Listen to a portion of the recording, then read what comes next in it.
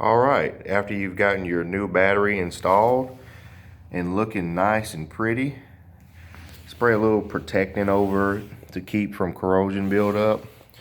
Go ahead and use that deep socket that I mentioned in the beginning of the video. Just to, you'll be all day using a wrench getting these screws back on these studs. So go ahead and use the deep socket just to spin them on, and then take a ratchet, put it on the deep socket and just snug them. Don't over tighten these. You don't want to damage your new battery. Now you're wondering why I have bonus written on the title, well, on the screen at the very end of this video. So your windows will have to be relearned once you've changed your battery.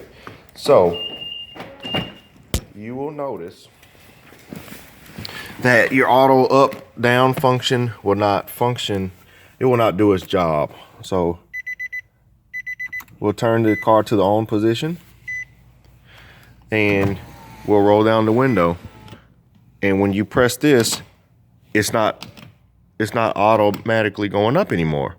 So what you'll do is just have the window about halfway, and you're gonna roll the window up and hold this button you're just gonna hold it up for 10 seconds to reprogram this window. So let me turn off these headlights right here so that we don't run down our brand new battery.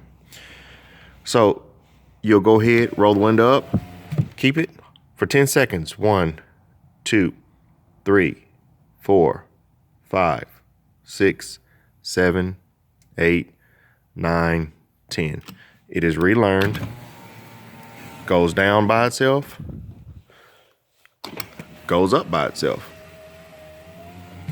Now you're gonna have to do it for the passenger side too. Well, no. So you don't have to, well, yeah, you do have to relearn the passenger side too, because it's not going up.